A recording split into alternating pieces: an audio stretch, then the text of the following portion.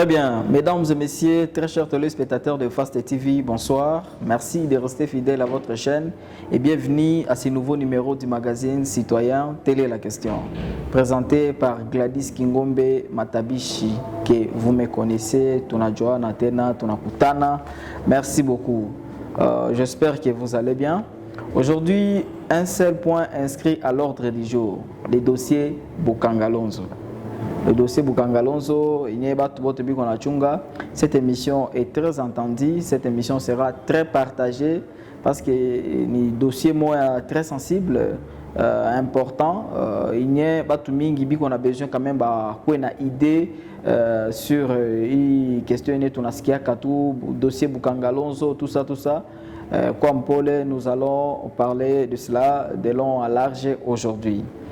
Sinon, avant de commencer notre sujet, voilà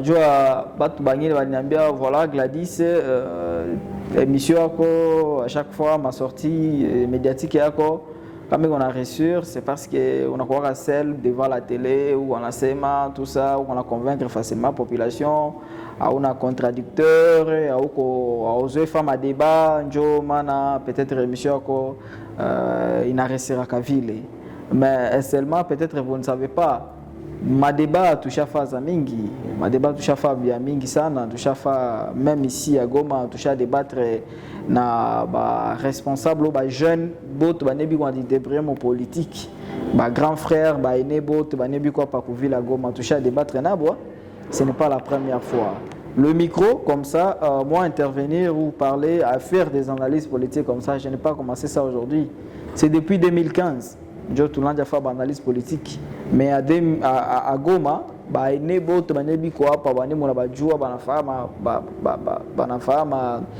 qui ont politique, communication politique, tout ça, envahir les médias, pas tous les aînés. J'ai affronté pas mal de grands frères, pas mal des aînés que je les salue. Je qui parlait.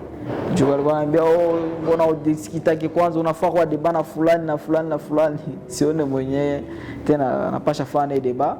Peut-être il y a des grands frères que j'ai toujours souhaité quand même échanger avec eux en termes de débat politique, mais peut-être il y a quoi disponible. Mais en ce qui me concerne, moi je suis disposé à faire des débats avec ces grands frères-là.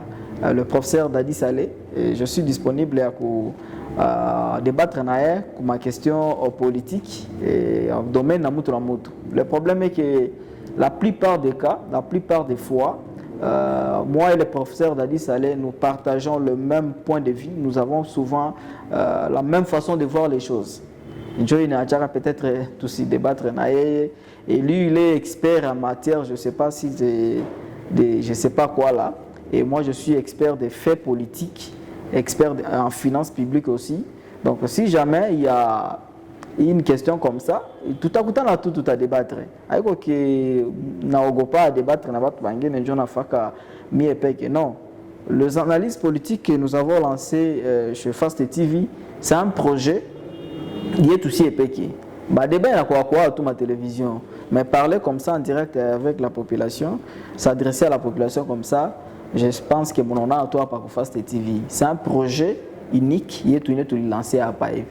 Et j'ai toujours pensé aussi débattre un jour avec le grand frère Magloire Parloukou, le poète.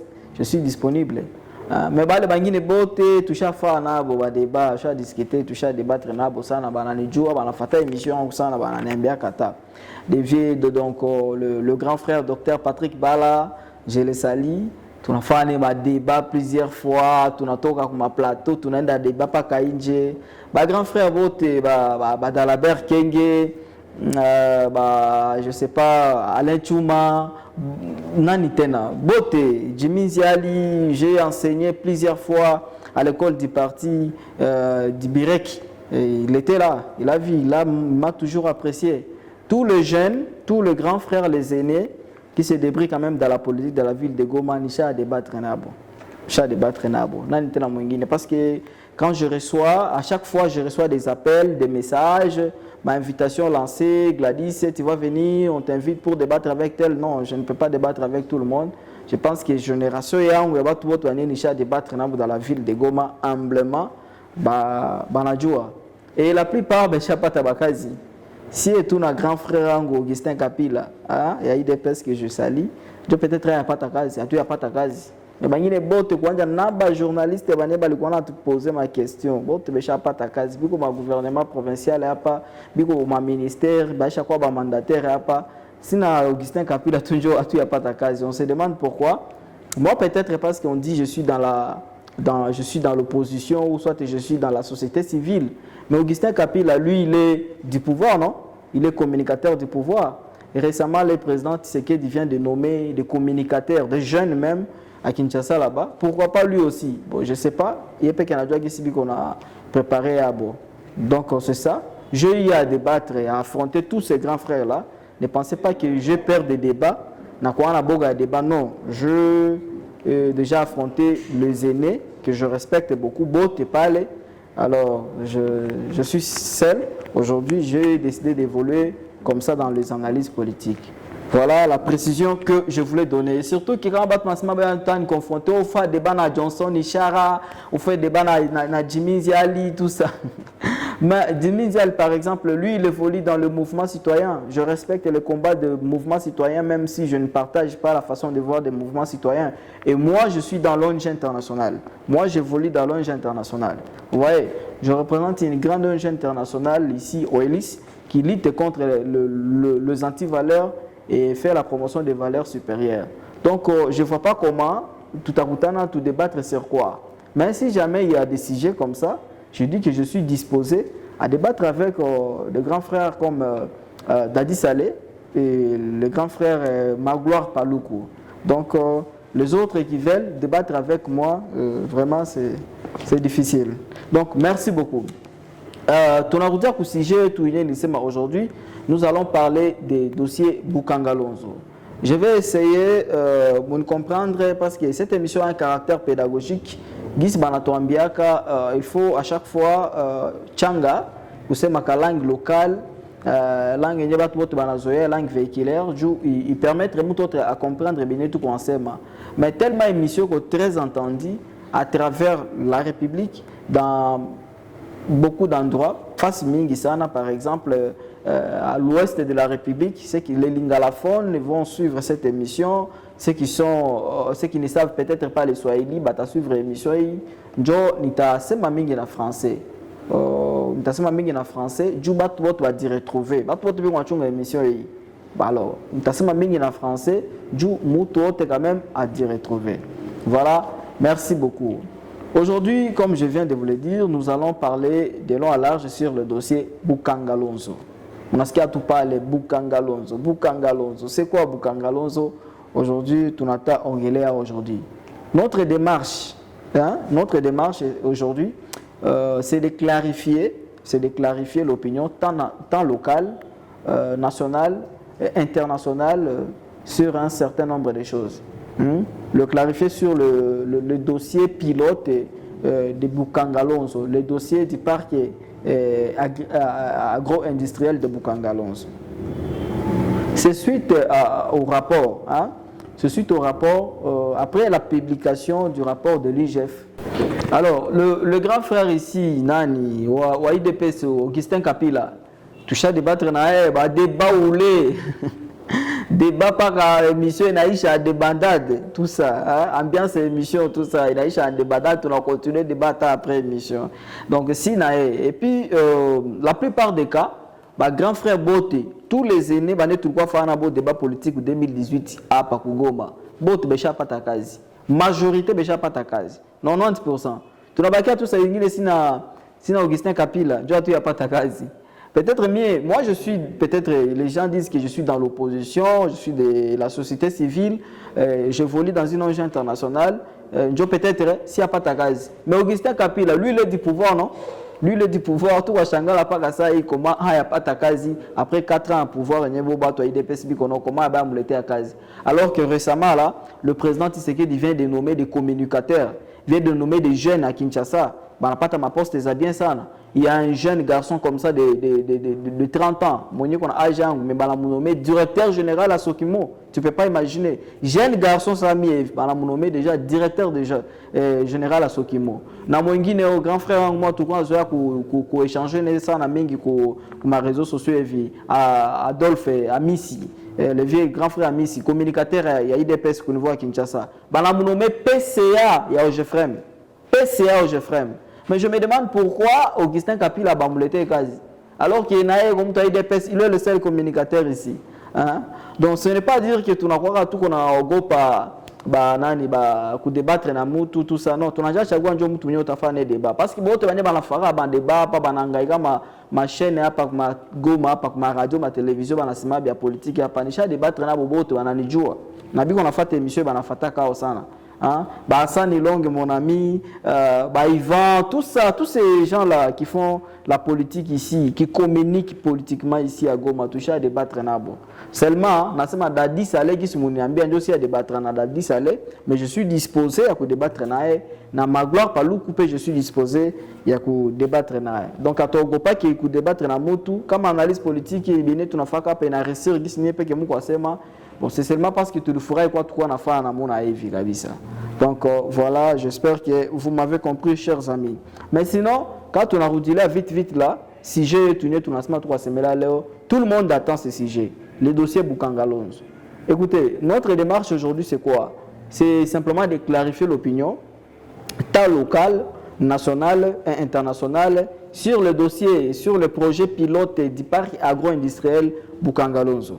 Parce que après les rapports, après la publication du rapport de l'IGF, hein, ce rapport qui a été vulgarisé par son réseau de journalistes, IGF a ses journalistes à lui. Il a un certain nombre de journalistes à qui il travaille avec. Donc, ce rapport a été vulgarisé comme ça.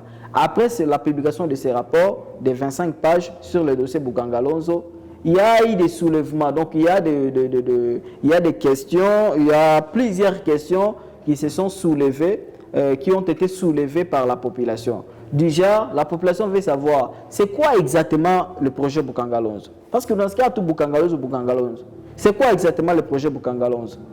Parce que le nom de Matata Ponyo a été cité plus de 7 fois dans le rapport de l'IGF sur le Bukangalonzo. La population veut savoir quelle est la part de responsabilité de Matata Ponyo dans l'affaire Bukangalonzo. Et quel est l'impact de tous ces rapports-là. Parce que vous devez savoir que le rapport de l'IGF de 25 pages n'est pas le seul rapport sur le procès ou le dossier Bukangalonzo. Non, il y en a plusieurs. Il y a aussi le rapport des journalistes indépendants congolais. Hein? Une enquête a été là-dessus, des journalistes indépendants congolais, de 45 pages. J'en ai lu ce rapport aussi. Et il y a aussi le rapport, d'audit du cabinet d'audit international, Ernest Young, qui a été diligenté par le ministre de l'Agriculture du gouvernement Tshisekedi de 2019. Ouais. Donc il y a 3 rapports jusque-là qui parlent de Bukangalonzo. Le rapport de l'IGF, le rapport des journalistes congolais indépendants et le rapport du cabinet d'audit international Ernest Young. Sur base de ces 3 rapports-là, moi je vais répondre aujourd'hui. Alors, il y a eu un certain nombre des allégations, il y a IGF sur la personnellement de Matata Ponyo. Notre démarche, comme je viens de le dire, nous, à notre niveau, nous allons essayer de mettre aujourd'hui à la disposition des grands publics des preuves matérielles, des éléments à l'appui qui prouvent à suffisance que le rapport de l'IGF n'était qu'acharnement politique. Rien de plus. N'était qu'acharnement politique. Ce rapport-là, c'est juste un outil pour permettre au pouvoir en place, aux détracteurs des opposants, d'écarter un certain nombre de candidats. Donc c'est une manœuvre dilatoire tout simplement pour écarter un potentiel candidat à l'élection présidentielle de 2023. Rien de plus. Je vais vous donner de preuves, ne vous en faites pas. Parce que c'est que si vous lisez le rapport de l'IGF, si je dis que ce n'était qu'un acharnement politique, parce qu'il y a des contre-vérités dans les rapports de l'IGF. L'IGF a menti plus de 8 fois dans son rapport concernant les dossiers Bukangalonzo. Je dis bien, il a menti plus de 8 fois dans son rapport. Je vais vous le prouver maintenant même là. Donc tout au long de cette émission.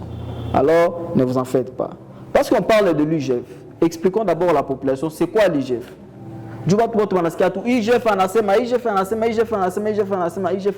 IGF, c'est quoi d'abord?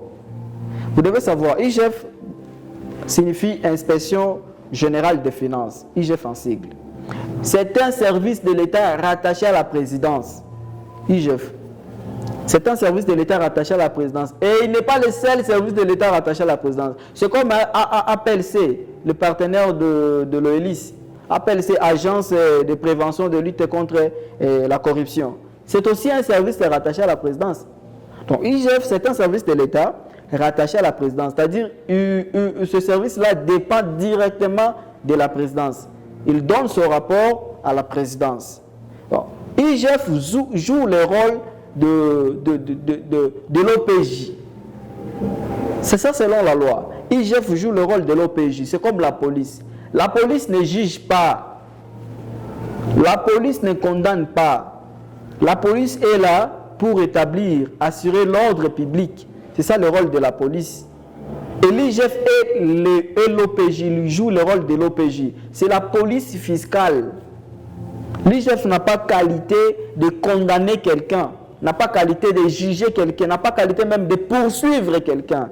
Les juristes disent qu'on a la constitution, la loi république et parce que ici on a l'impression comme si l'IGF devenait un juge.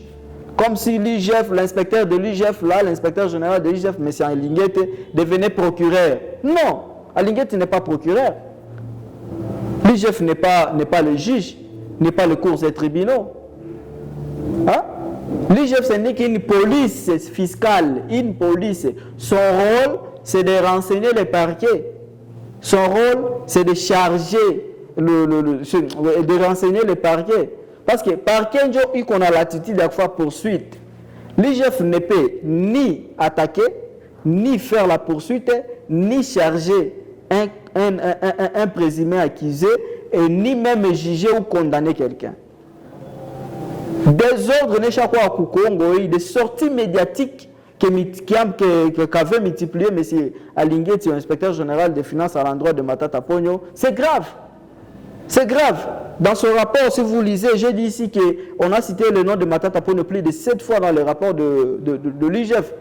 M. Alinguette a clairement dit que Matata Pogno a détourné, je ne sais pas plus de combien de millions de dollars. C'est grave comme affirmation. C'est de la diffamation. C'est pourquoi j'ai toujours dit, j'ai toujours cru que M. Alinguette sera poursuivi après le pouvoir. Parce que maintenant là, avec le pouvoir, tu sais qu'il dit,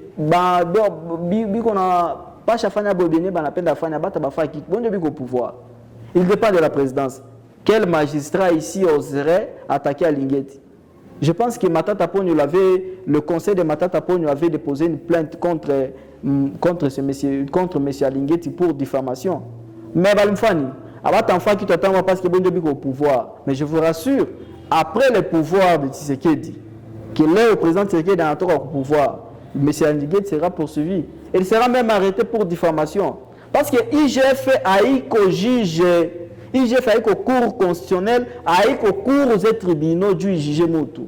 La seule instance ou les instances compétentes pour juger les gens, c'est le cours des tribunaux. Même le parquet ne juge pas. Le parquet poursuit, charge l'accusé. Alors, celui qui renseigne le parquet, c'est la police. IGF, c'est juste une branche.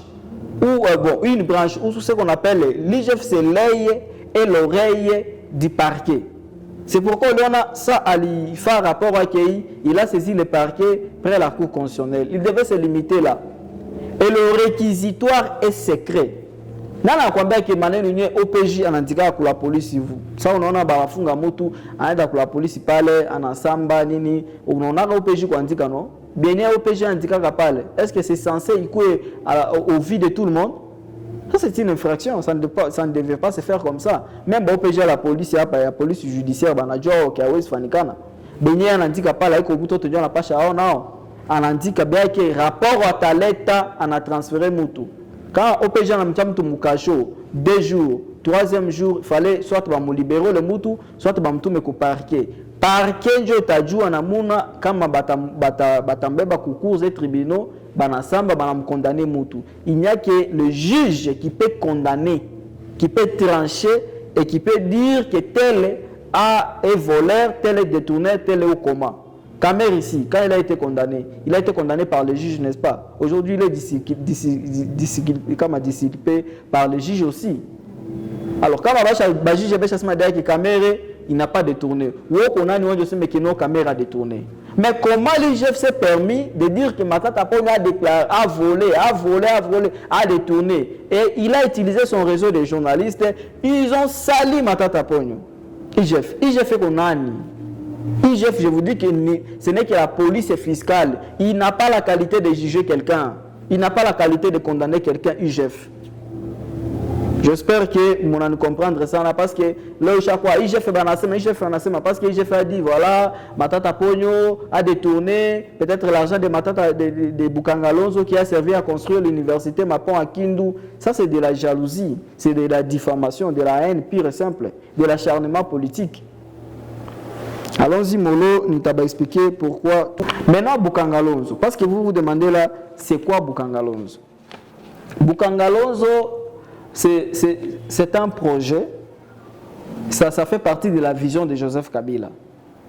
C'est le programme économique axé sur la révolution de la modernité de Joseph Kabila, l'ancien président. On parle Bukangalonzo, on parle du projet Bukangalonzo vers 2010-2011. Matata Ponyo n'était pas encore Premier ministre. Vous devez savoir ça. Le visionnaire, le concepteur du projet Bukangalonzo, c'est Joseph Kabila Kabange, ancien président. Voilà pourquoi c'est lui qui avait lancé ce projet le 14 juillet 2014, lancé par le président, l'ancien président Joseph Kabila Kabange. Projet Aïkoya Matata Ponyo, le projet Bukangalonzo, c'est le projet de Joseph Kabila Kabange en tant que président de la République. C'est la vision du président de la République. Matata Ponyo a exécuté Kabone difforme en tant que Premier ministre le programme économique axé sur la révolution de la modernité du président de la République sortant Joseph Kabila, que je citais ici. Bukangalonzo quoi? Bukangalonzo est situé dans l'ex-province de Bandundu, actuellement dans la province de Kwango, dans la ville de Kenge. Quoi bon maman Olive, jo Bukangalonzo na quoi kule da Bandundu kule, dans la province de Kwango. Bukangalonzo. Quand vous dites que voilà, il a des tout. Mais si c'était le projet de Matata, pourquoi il n'allait pas faire ça à Kindu? Parce que vous lui reprochez tout simplement parce qu'il a construit une université top modèle à Kindu. Quand Mengikwa, tout ça dépendait de lui. Pourquoi il n'a pas fait Bukangalonzo à Kindu? Il pouvait faire aussi Bukangalonzo à Kindu, n'est-ce pas? Mais on a fait ça dans la province de Kwango, l'ex-Bandundu, parce que ce n'était pas tout ce qui s'est passé, l'étude de faisabilité, l'étude topographique, l'étude agronomique, l'étude socio-économique de la population qui vit sur le site de Bukangalonzo. Tout cela a été fait avant l'arrivée de Matata Ponyo en tant que Premier ministre.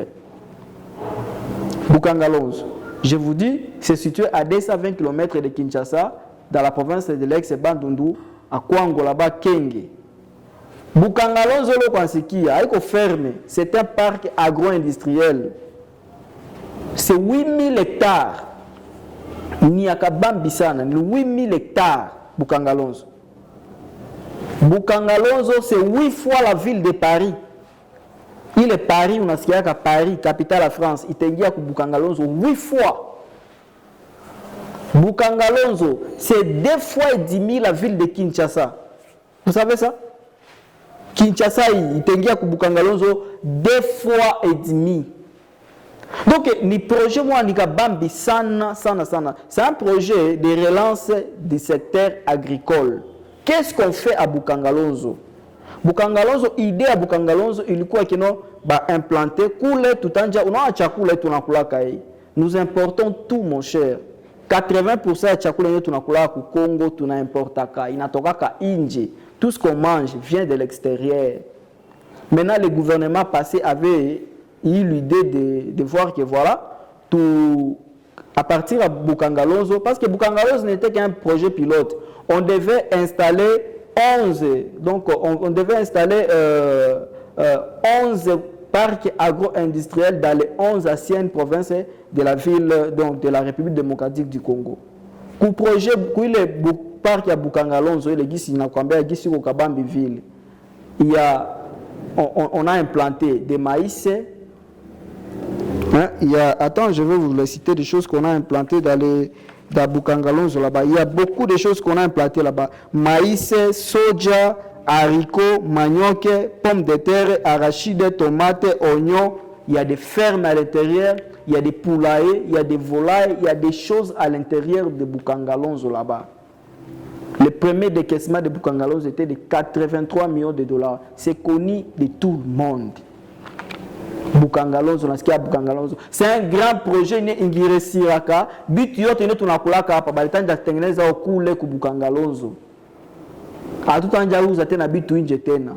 On allait plus consommer extérieur, là on allait plutôt consommer RDC, consommer Congo. C'est un projet ambitieux, le projet de Bukangalonzo. Mais pourquoi ça n'a pas tenu? Pourquoi le projet Bukangalonzo il a échoué? Ça, tout à fait capable. Quel reproche effectivement d'abord l'IGF à Matata Ponyo? Parce que c'est de l'IGF qu'on parle pour le dossier Bukangalonzo. IGF dit qu'on a reproché à Matata Ponyo. IGF reproche à Matata Ponyo, selon l'IGF, le rapport de l'IGF, Matata Ponyo est l'auteur intellectuel de la débâcle de Bukangalonzo. C'est-à-dire, lui, il est l'auteur principal intellectuel et qui a occasionné le détournement de Bukangalonzo. Ça, ne vous en faites pas, je vais vous répondre tout au long de cette émission. Ma réponse yote. Mais je vais vous dire la cause de la faillite ou de la débâcle du projet ambitieux de Bukangalonzo. Pourquoi maintenant Bukangalonzo il a coupé? Il y a plusieurs raisons. La première raison à cause de Bukangalonzo il a coupé, c'est l'arrêt brusque de financement. Juste après le départ de Matata Ponyo, on a arrêté de financer le projet Bukangalonzo. C'est la première cause majeure de la débâcle du parc agro-industriel de Bukangalonzo. Parce que c'est le gouvernement Matata qui finançait le projet Bukangalonzo. Mais dès qu'il est parti, en février 2017, on a arrêté de financer le projet. Un projet mis en place, mais financement. Et vous voulez que le projet y avance à elle. C'est la cause majeure de la débâcle du projet agro-industriel de Bukangalonzo. La deuxième raison, il y a faillite à le projet à Bukangalonzo. Le lobbying des importateurs. Parce qu'il faut savoir quelque chose.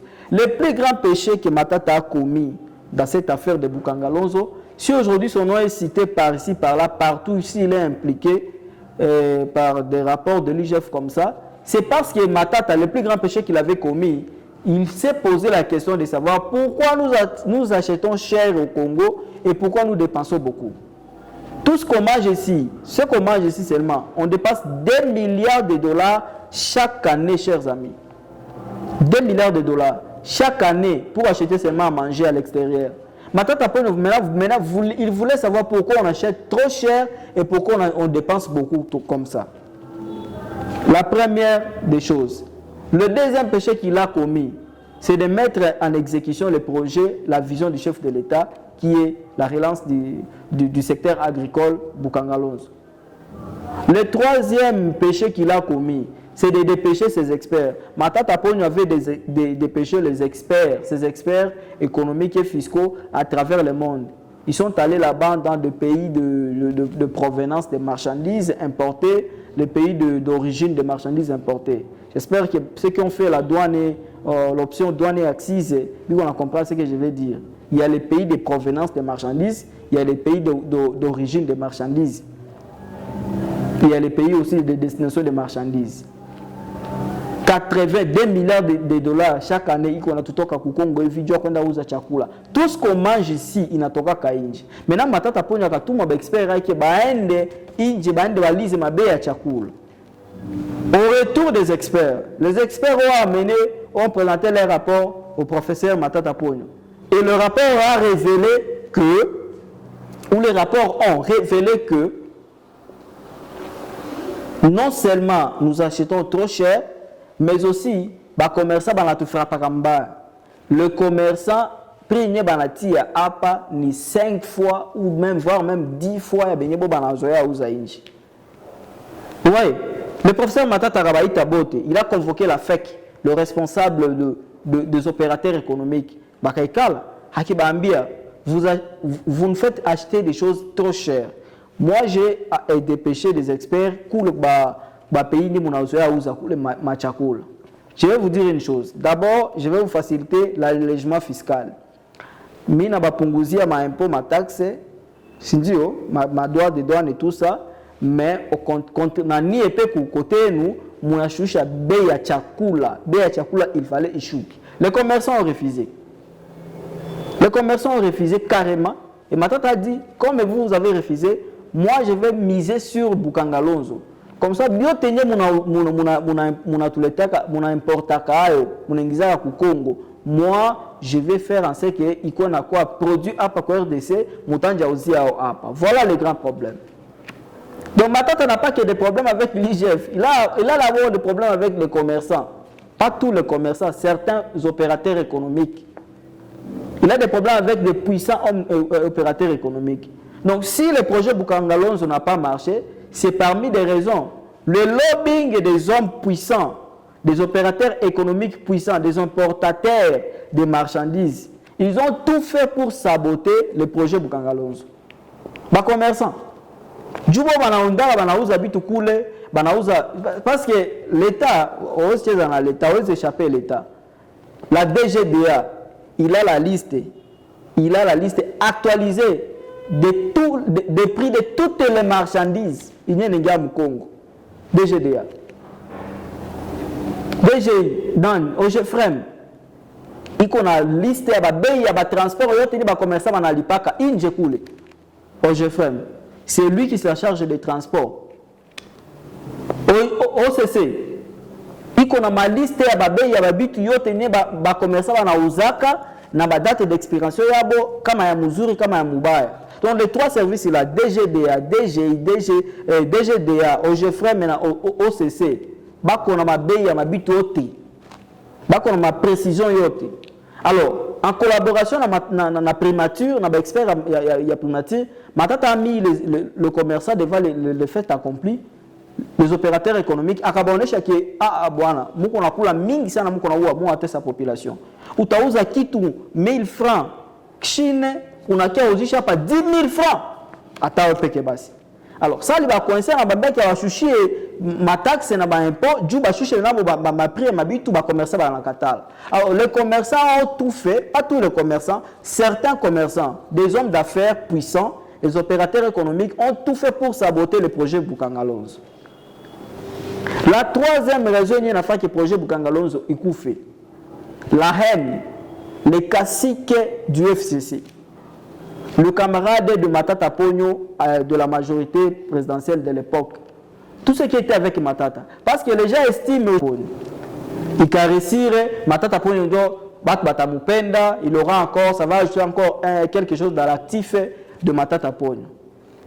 Parce que les politiciens s'imaginent, ils s'imaginaient déjà de voir que Matata Pogno, après la bancarisation du système, après l'achat de Congo Airways, après les bis Transco, la construction des écoles, la construction des hôpitaux, la construction des universités, la construction de beaucoup de choses. Parce que Matata, jusque-là, il nous reste le seul homme politique qui a un bilan positif. Il a un bilan plus que tous les autres politiciens. Je mets quiconque à défi. Bon, il y a un bichi qui est politicien, moi, on a un bilan positif sur terrain. Kushinda Matata Pogno, Anyambi, Antaï. Nous avons débattre nae. On a bilan Matata Pogno que à chaque fois iki. Maintenant quand le classique de l'FCC on se sont imaginé que oh mon truc quoi un bilan arrive. Tena toi tu quelque part que Bukangalonzo réussir. Il t'a quoi ça y est tout on a réussir tena marengine. Les classiques du FCC, les anciens camarades de Matata Pogno ont contribué au sabotage du parc Bukangalonzo. Ils ont tout fait du parc et le Koufi. Du le projet Bukangalonzo et Koufi. du tout ba câble Matata Ponyo.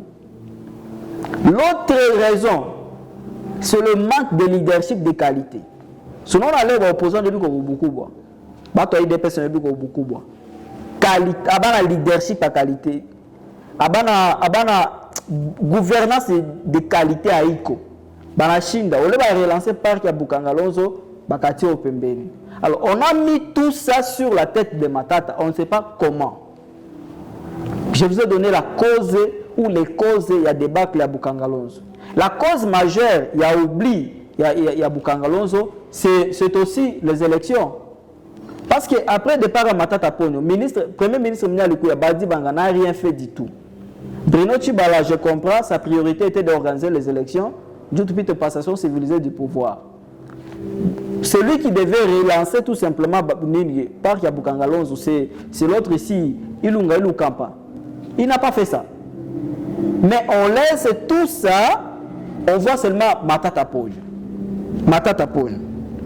Le plus grand péché qu'il a commis, c'est parce qu'il voulait tout simplement que Bituchu Kebei, stabilité macroéconomique et parce que Bukangalonzo voulait nous donner une diversité des aliments équilibrés, à moins cher, à un prix abordable. Mais les hommes politiques, avec les raisons que je viens d'avancer là, ils ont tout fait pour tuer Bukangalonzo. Maintenant, très chers amis, je vais vous dire comment se faisait le commandement de Bukangalonzo là-bas. Parce qu'aujourd'hui, on parle que voilà, Matata Ponyo a montré. Je vais vous montrer que, encore une fois, que le rapport de l'IGF a menti sur toutes les lignes. Voici comment s'est réparti le commandement, la chaîne de commandement du projet du parc agro-industriel de Bukangalonzo là-bas. D'abord, le parc agro-industriel là-bas, il y avait une direction qui gérait les affaires au quotidien, qui était dirigée par une femme, une directrice. C'est la première étape, une direction. Mwenye alikuwa nasimamia maneno ya Bukangalonzo, yenye anapasha na hiyo machine kitu fulani nakufa, anafanya rapport. Et elle faisait ce rapport au ministre de l'Agriculture. Parce que ni agricole, secteur agricole, ni domaine, il y a ministre de l'Agriculture. Ça, c'est la première étape. La deuxième étape, il y avait maintenant le secrétariat technique, les gestionnaires techniques et financiers. C'est Africom. Africom est où le partenaire a exécuté le projet. Monia a gagné un marché, Monia a exécuté le projet à Bukangalonzo. Il y a tout Mikaka, ou le secrétariat exécutif. C'est un partenaire sud-africain avec des Congolais qu'il avait engagés. C'est lui qui était en train d'exécuter, qui était chargé de la mise en œuvre du projet. La troisième étape, c'est ce qu'on appelle les comités pilotage, les comités de pilotage. Les comités de pilotage étaient composés de 4 ministères, chers amis. Il y avait d'abord le ministère de tutelle, le ministère de l'Agriculture, il y avait le ministère des Finances, le ministère des Portefeuilles, le ministère de l'Industrie et voire même le ministère du Développement Rural. 5 ministères avaient composé le comité de pilotage. Et ensuite, il y avait la supervision qui se faisait, et il y avait la primature qui faisait la supervision dans tous les domaines, comme dans le domaine de l'économie, dans le domaine de la sécurité. Mais l'IGF, en entier, le méta peut tenir une bataille à Apaïf. L'IGF a laissé la direction qui gérait les affaires au quotidien. L'IGF a laissé le secrétariat général qui était exécuté par Africom. L'IGF a laissé le comité de pilotage qui était composé de 5 ministères. L'IGF est allé juste à la supervision primature. Il ne voyait que Matata Ponyo. C'est comme ça, il y a une chaîne de commandement, il y a le projet Bukangalonzo. Il y a la direction qui gère les affaires au quotidien, il y a le secrétariat général Africom, il y a le comité de pilotage, il n'est que 5, il est composé de 5 ministères. Je dis le ministère de l'Agriculture, le ministère des Finances, le ministère de Portefeuille, le ministère de l'Industrie et le ministère du Développement Rural. Ensuite, il y a maintenant la primature qui est en train de chapeauter le tout. Mais voilà l'IGF qui brille les étapes pour aller poursuivre et attaquer seulement Matata. Tu vois, c'est grave. Pourquoi tout ça? Pourquoi cet acharnement? Pourquoi ces mensonges?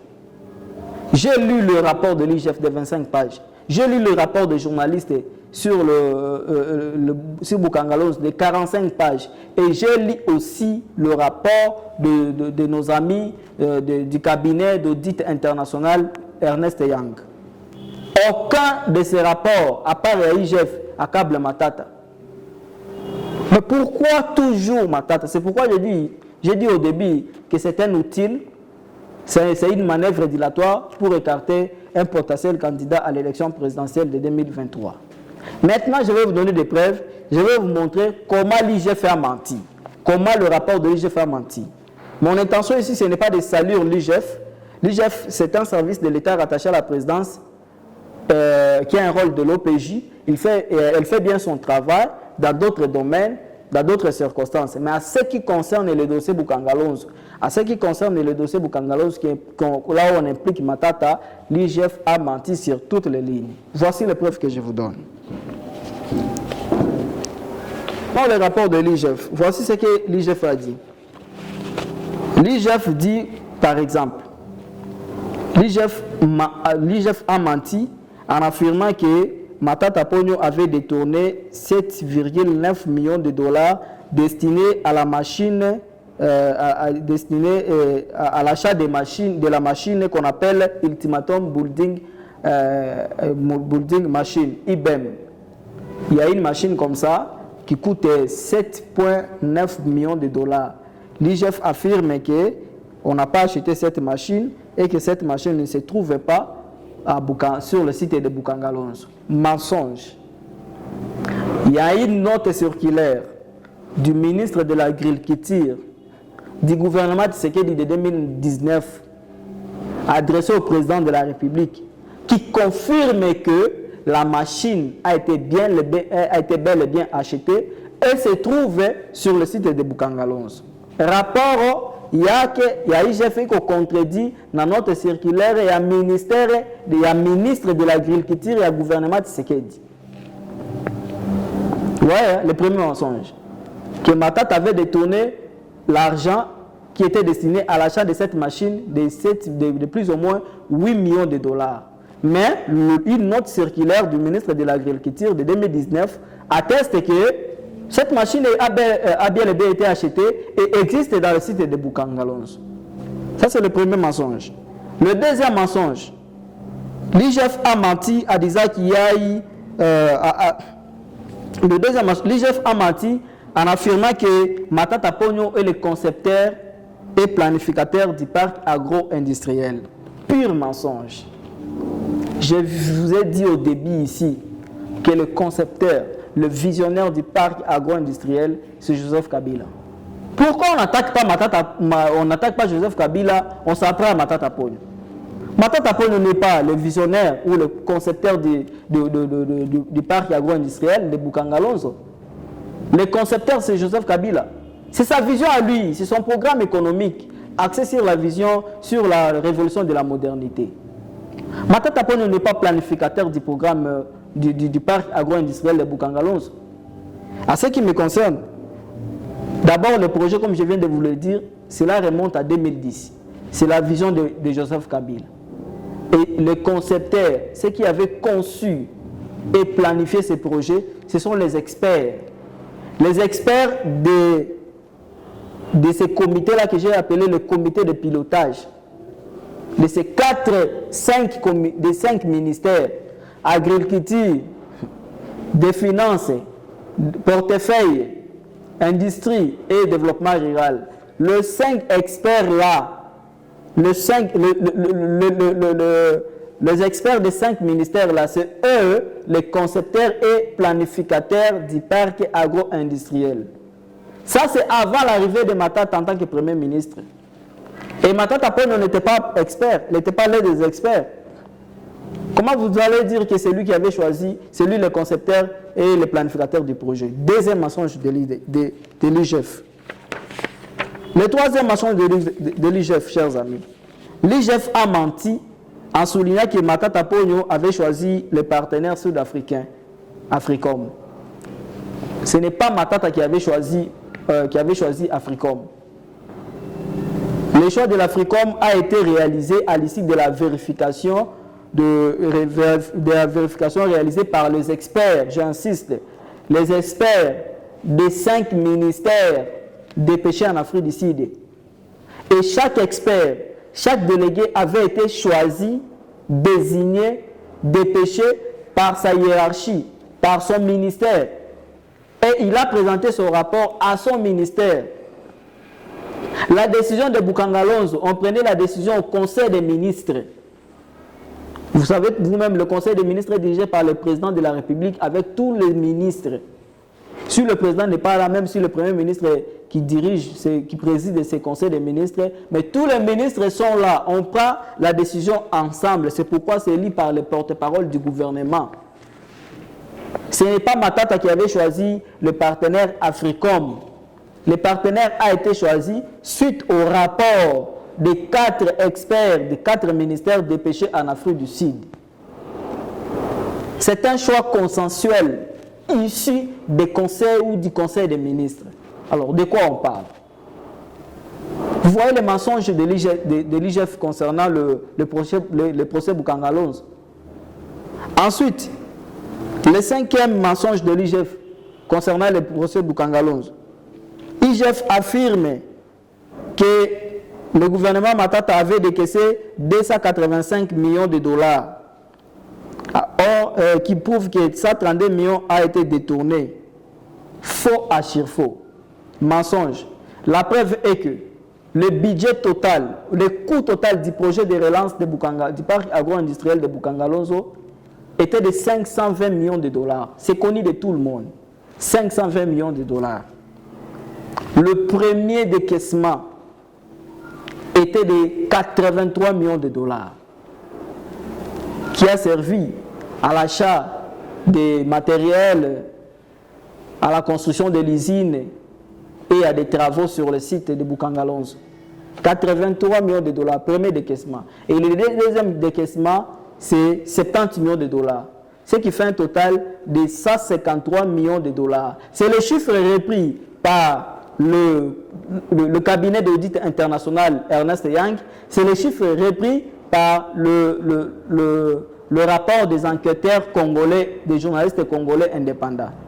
153 millions de dollars. Le gouvernement Matata avait dépassé 153 millions de dollars. Mais ici, l'IGF parle de 285 millions de dollars. Anatoche a eu les 285 millions de dollars et Wapi, l'IGF ne sait pas brandir de preuves. Ici, moi, je vous brandis des preuves. Africom reconnaît avoir reçu 153 millions de dollars.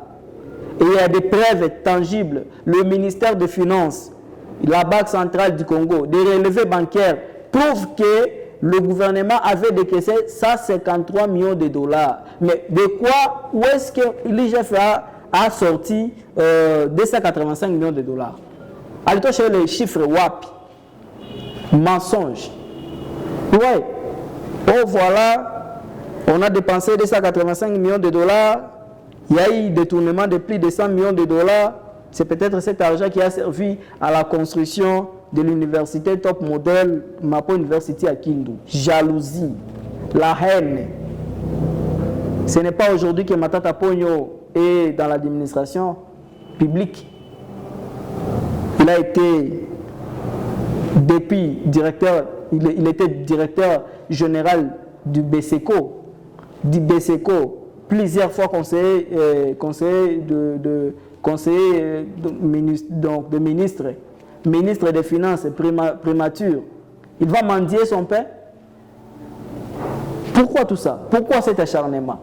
Oh, il a planté le maïs à Bukangalonzo et récolté l'université top modèle à Kindu. Jalousie.